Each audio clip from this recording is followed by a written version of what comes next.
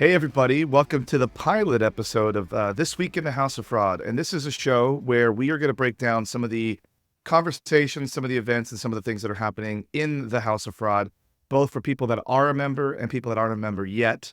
For those that don't know, House of Fraud is the online community that Brian has created for all the fraud fighters to basically get that education in what fraud fighting is, because no one goes to school for fraud, as the slogan is. He's created this. We've all become a real big part of it. There's several hundred members in there. Brian, you want to take it away with a little more about what it is? Yeah, I mean, navigating a fraud career is nearly impossible. Like you said, no one goes to school for fraud. You have a conversation with anyone in the space. It's, oh, I fell into here. I fell into this. And then all of a sudden, what you fell into becomes your career. And you start learning from people who didn't want the job. Pass it off to me. I don't want to handle fraud. So we're going to hire someone. You handle this. You like it. And then you're basing your entire career off of someone who wants nothing to do with it.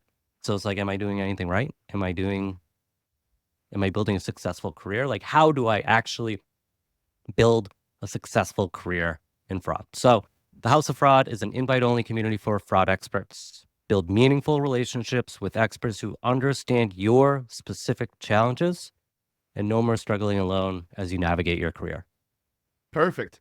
So, like I said at the beginning of this show, this is going to be a new show, and we're going to try and do this weekly, kind of talk about some of the stuff that catches our attention in the House of Fraud, share it with a wider audience, hopefully have some fun, off-the-cuff conversations. Like, we don't really come into this super planned out because we want the conversations to be authentic.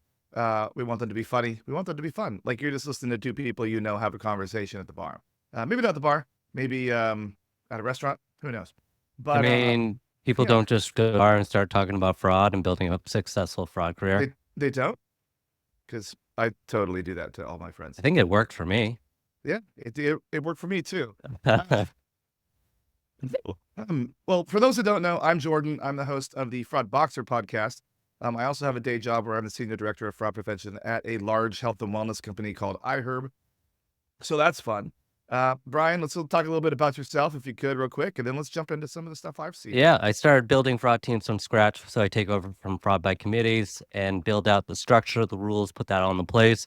Ultimately, where I've moved on over to the dark side, the vendor side, as the head of fraud at Dodgeball, a fraud orchestration platform where I actually help to be an extension of fraud teams and be a voice of the fraud community.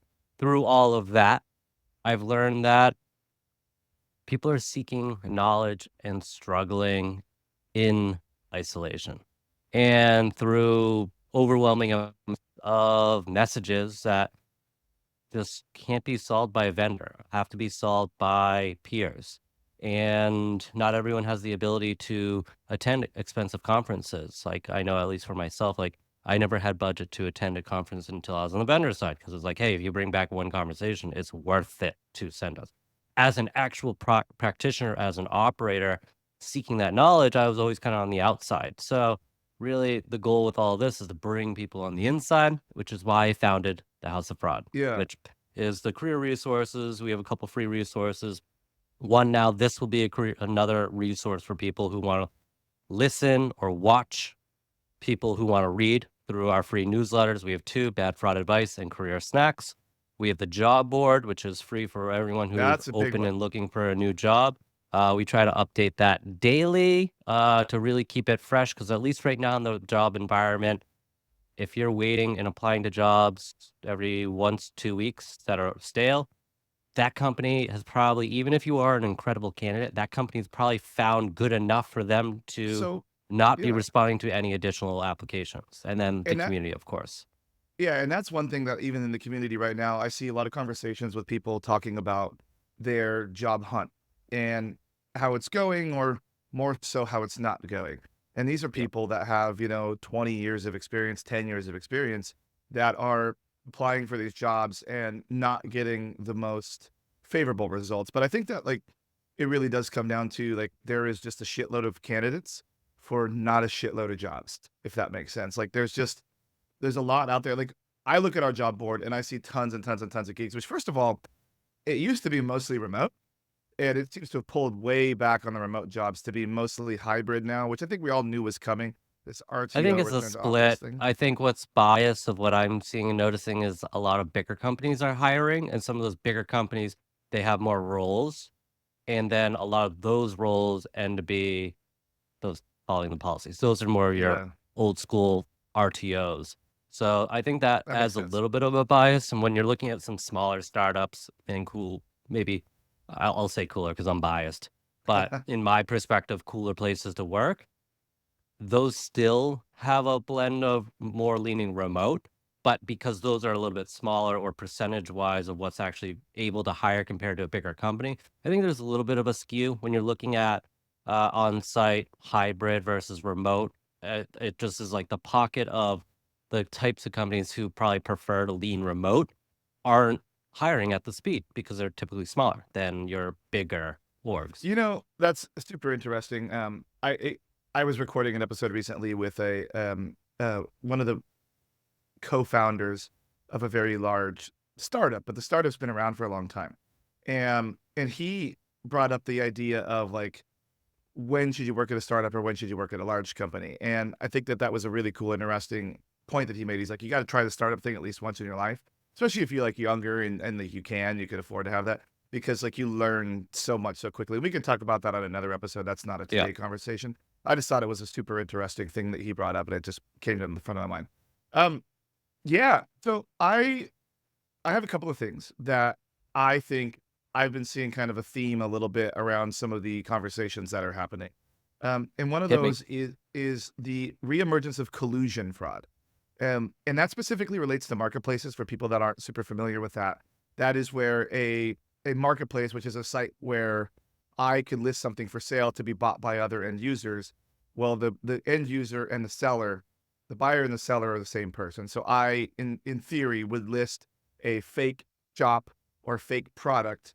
And there's a couple of different ways that you could do it. You could either sell the fake product and never ship it, or you're buying your own product. So in ticketing, for a great example, that's the one I always use, is I buy a ticket for some obscure event, like cheerleading competition in the Midwest. I list it for resale on the marketplace for $10,000. I use a stolen credit card on my own to buy it from myself and hope to exit out in the cash before anybody notices.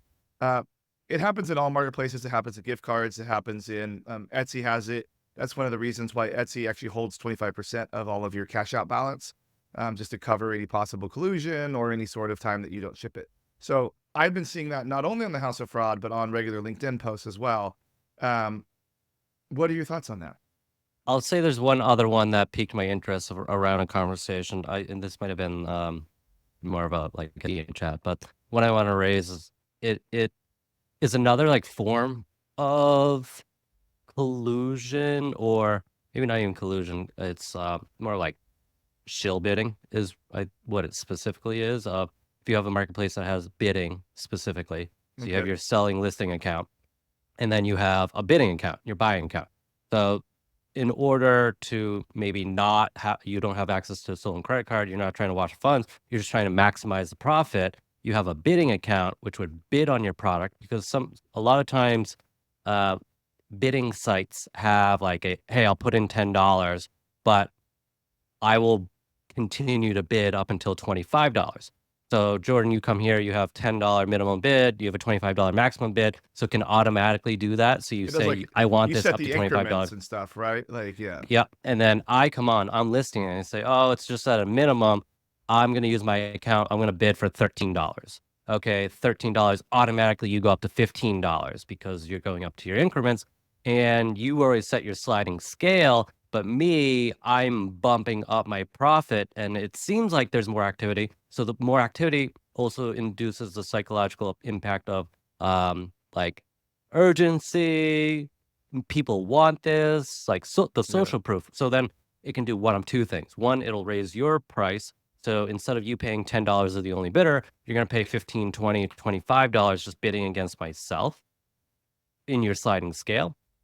Or it brings in other people saying, oh, this is a hot deal. People are actively on this. So then Yeah. bumping it up maybe outside your scale, but then doing that. So that's another little tactic of using it to increase margins. So some people might some sellers might justify around, well, Jordan was going to pay $25 for this anyway. I'm negotiating with him behind the scenes.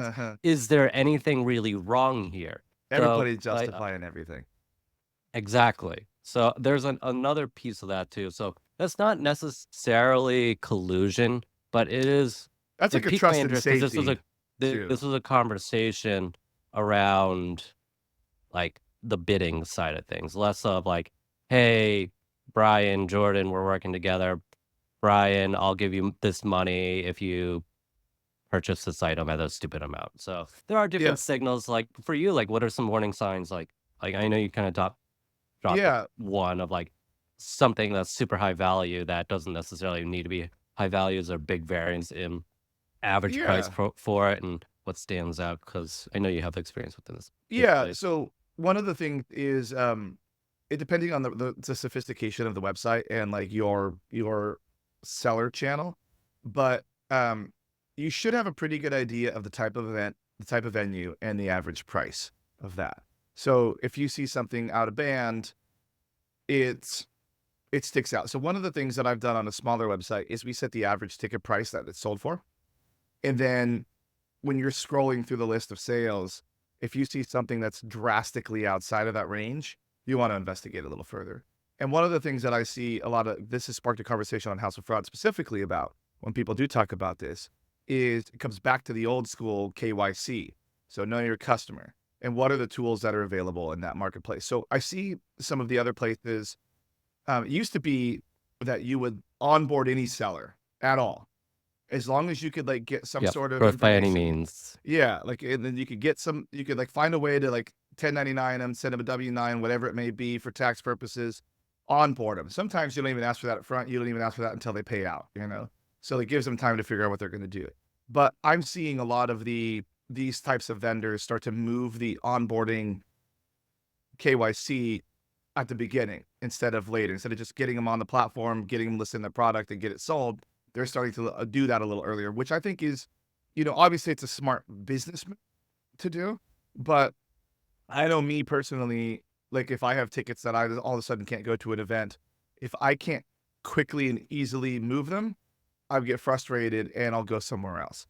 And if Yep. you're a business that has competition in the marketplace, you need to think about where is the balance that you can have of, do you need to do a 15 question KYC? Have you ever lived at this address before? Who's your mortgage lender through?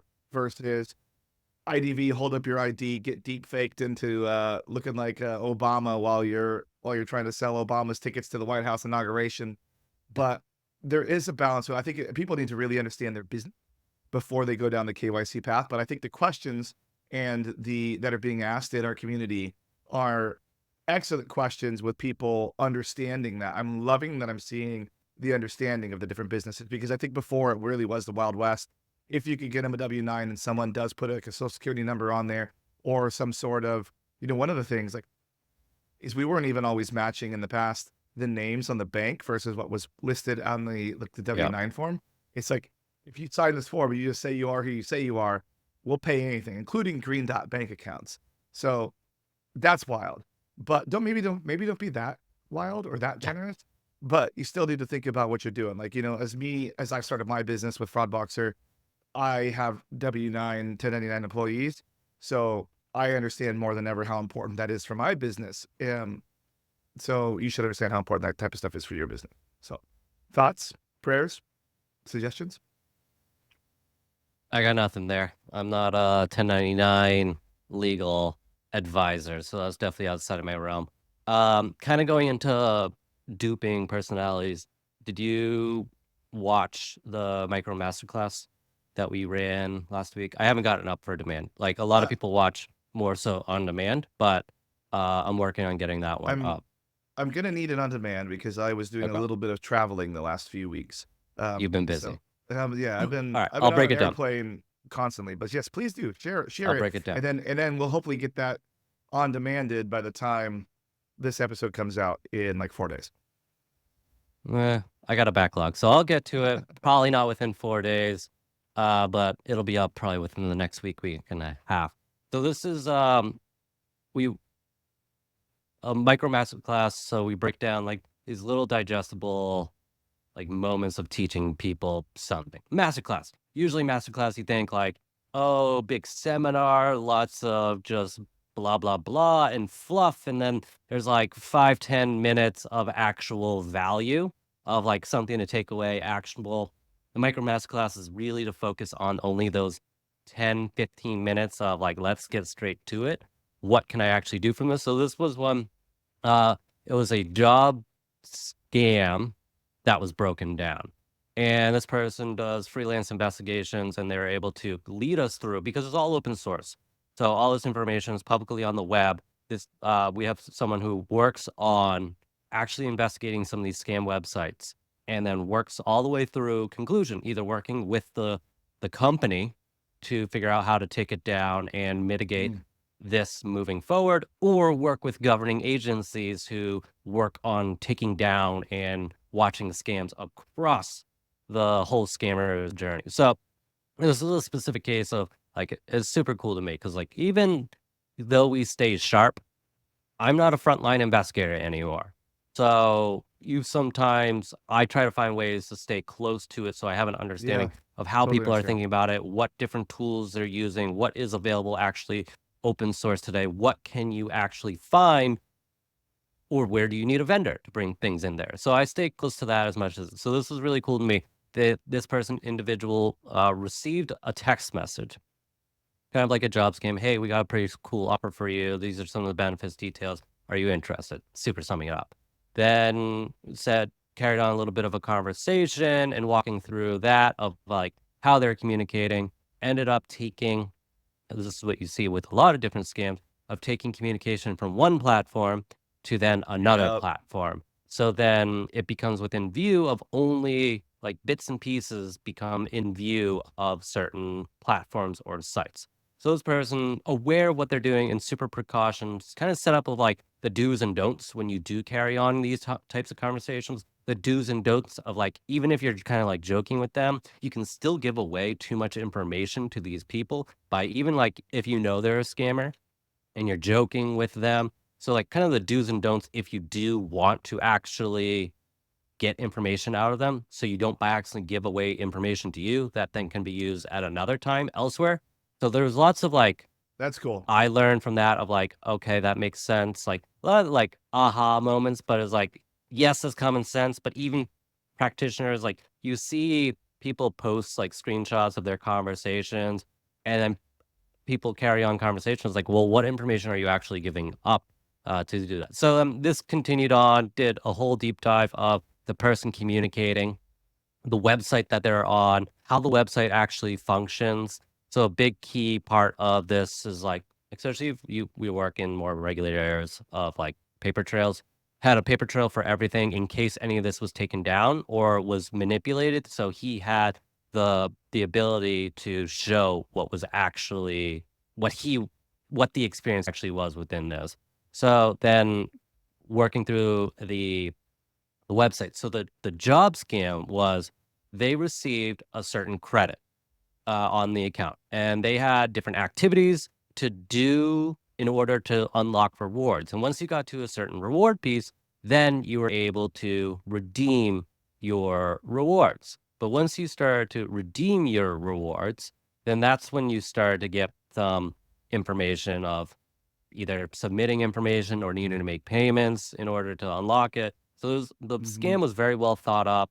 The Interesting. site looked very close to a copycat site that an uneducated eye might continue through this. There are things, if you compare the sites side by side, wasn't perfect or ideal or an absolutely professional looking website, but to different people of different experiences, it was good enough. So there's walking through of like understanding like how to actually spot this. And then all the I way like through, that. once collected all of that information of the communications across different channels, the different websites, the tactics of what they're using, he pulled a lot of like the back end information of like different hits of location and the registration information. So compiling as much like who could this individual be or where could they actually be coming from through open source investigation tactics, and then working with the company and working with governing agencies to help remove and take down some of these websites. So the less of Yeah. these websites that are up, I know they're like an ant problem, like one pops up and they keep Yep. popping up. But if you do nothing about it, they're still going to keep popping up. So the work kind of being done here is pretty incredible. Of even just the effort that goes into taking down one website is pretty unreal. And some Yeah. I've done companies it. are easier to work with versus others. So walking through this micro masterclass was pretty cool to me to be able to watch it like from end to end, like beginning first text. I got this text I had no idea I was going to get all the way through to I took them So down. They sent the wrong person a that's text. funny. That's a really interesting thing. I can't wait to see that. And I hope everybody that's listening to this is like as interested in as this as I am. And I hope that nobody is really thinking like, oh, I work in fraud. I know what I can do and how to spot that. It'll never happen to me. Because just this week, Julie Ferguson, our CEO of the MRC, said that one caught her too. Like she thought she was buying something off of Facebook and it ended up redirecting her to one of those sites where they clone everything, put an item for cheaper than it's supposed to be, and they got her information. So, and that's our that's the big company, that manages all this. So no one's really immune. Like there's distractions that will happen in your life. There's speed that will happen in your life. There's urgency, there's frustration, and there's stress that will make you, without you even realizing, drop your guard. And it could happen to anybody. So definitely, like I encourage everybody to watch that when we post the replay of that for all the House of Fraud members, because, like I said, it can happen to any of us. So that's super, super interesting. I have another one more thing that's coming back as Okay. we start to wrap this up for the episode 1. Checks. Let's talk about checks for a minute. So historically, So can I me say one personally, thing before we get in? I'm going to sure, cut you off. I'm going to sure, absolutely cut you off. yeah, But so as we get more global, especially within the House of Fraud, and I think it makes me laugh because I'm stuck in the domestic ways that I've grown up and raised. Like I try not to use checks. I'm the I annoying don't. friend who never has cash. Like Damn I'm the right, annoying person with 100%. that. Um, some of my friends hate me, and I've come to expect like that's my reputation sometimes now. At least like valets are starting to take Venmo now. That's been super helpful. I have not run into that because again, I always feel really I awful had with that situation. I had Some do. one the other day that you had to pay the whole valet in your phone. Like you had a QR code on the thing. You had to I'd pay for rather all the. that. Bro, it was amazing. It had the tip line on there. It had everything. I just paid my valet.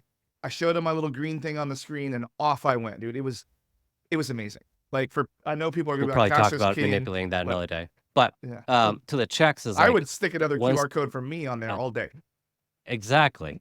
And then or just take a screenshot of like, hey, I paid and walk right out, especially if Hey, you don't once and then you manipulate. But when you talk to people outside of really kind of the US mainly, everyone's like, you still use those? Or I've never seen one of those in my life. It's like almost like you're talking to people like in the old age, or you're going to a museum and you try to show your kids like this, and then they're like, I don't care about this at all. Like, why would they ever use this?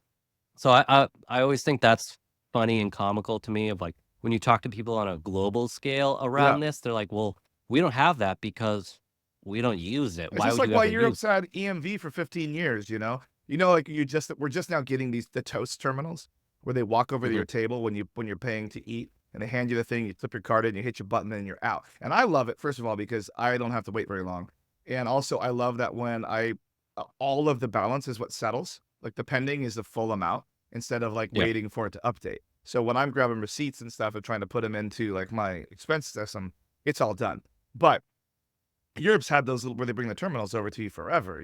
That's just a new thing in the U.S. We're acting like Toast has just changed the whole world when Verifone's been doing it forever over there. But I am the same way where I've never cared about checks. Like I was frustrated because I had to get a book of checks for the last house I was renting before I bought this house.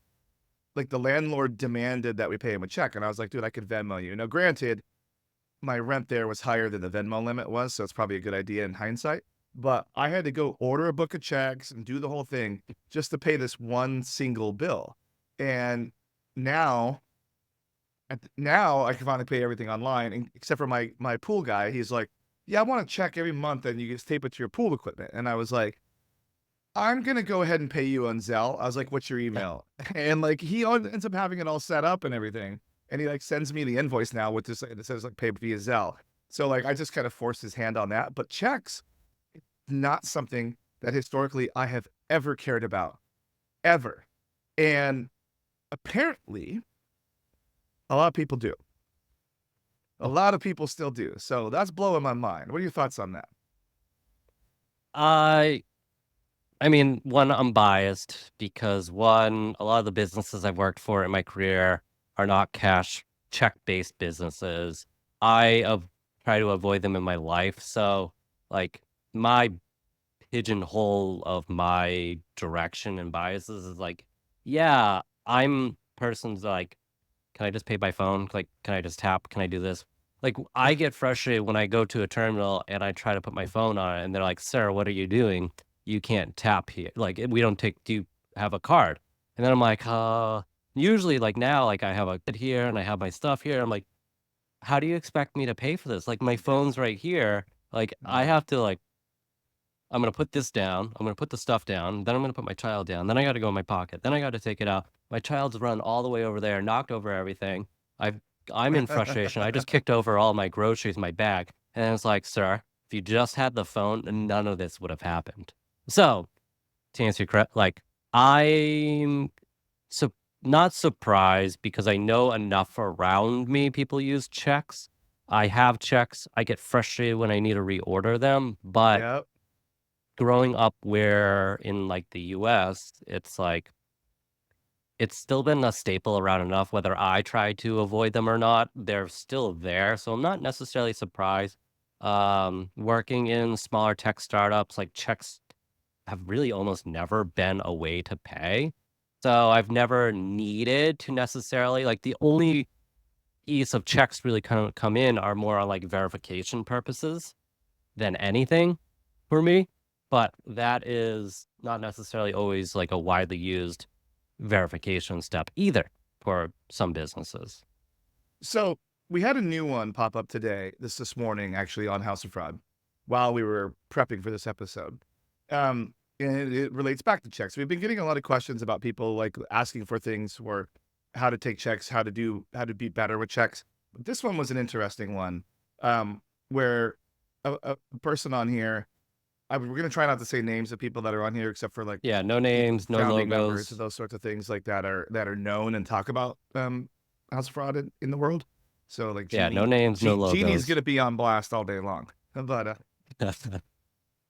um but this person said that they had a person register a fake business as their business with the same name in their same state, and then has begun writing checks and depositing checks off of their own business as if they were their business account. Now I've asked for a little more information, like how did they get the number? Like how are these checks coming from your own business account? Are they just pretending and then people are now calling you? So I've asked for a little more information. But this is a new one that I thought was really interesting, especially for me, stood out to me because I have recently registered a business. I've done this Yeah. and it was a little easier than I had expected it to be. Just had to pay the fee and basically not have another business that existed. However, I did switch from Fraud Boxer as a DBA to Fraud Boxer Inc., which was a very small change that I think most people wouldn't really look at.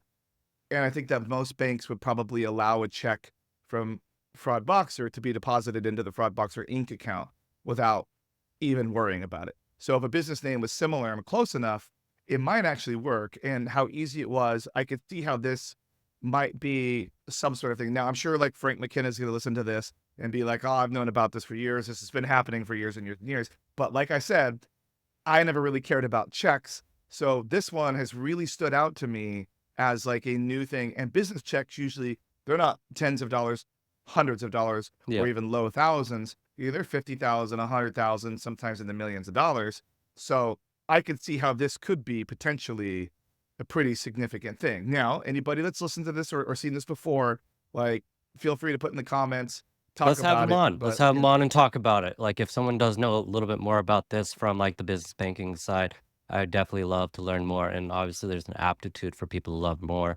learn more Yeah. about this. So I think like to me, business banking, especially like you talk about anomalies and you already talked about variances, like those checks amounts, people target them because of the what Yeah. you're why they don't stand out at those points is because the segment of users that isn't necessarily uncommon behavior. Depending on the platform, like obviously there's SMB and there's mid enterprise and blah blah blah. There's different like products that focus on different segments. So segmenting to those, what the product offerings are where it can come from. Like I worked at an SMB fintech at one point. Like we had a lot of volume, but we focused more on sole props. So a Yeah. 50K check did stand out to us.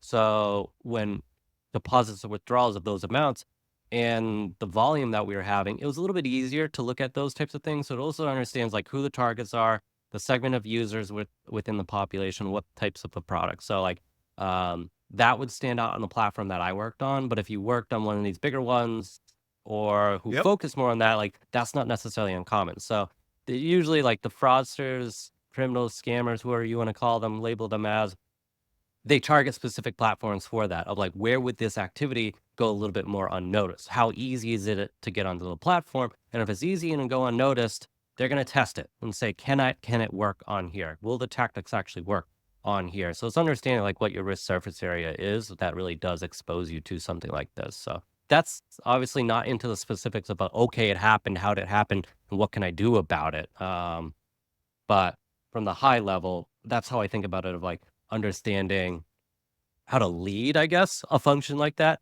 versus how to investigate. Like investigating fraud is a lot different than leading fraud. Absolutely.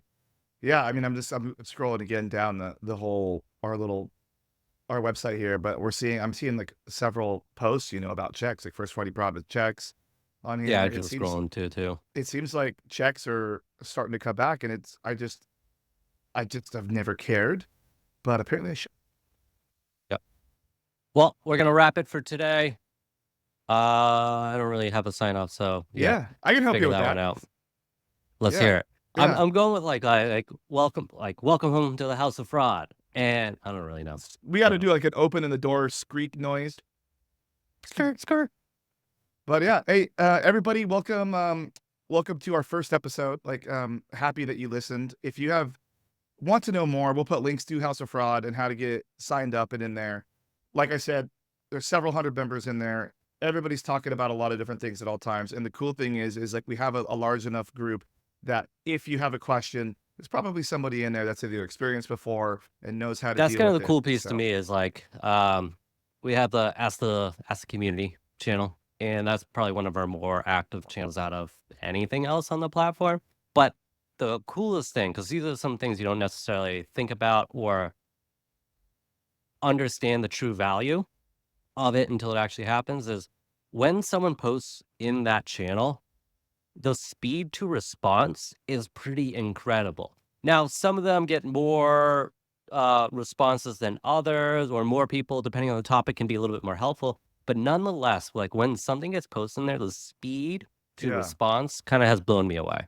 Yeah, like I would say on this check one this morning, like even it was like 5:30 in the morning when it was posted on my time, and I had read it and it made a comment and asked a question about it in less than a minute, I think, from when it Yeah. was posted. So yeah. Well, we also have a bunch of original series on there, everybody. 7 original series, cool stuff.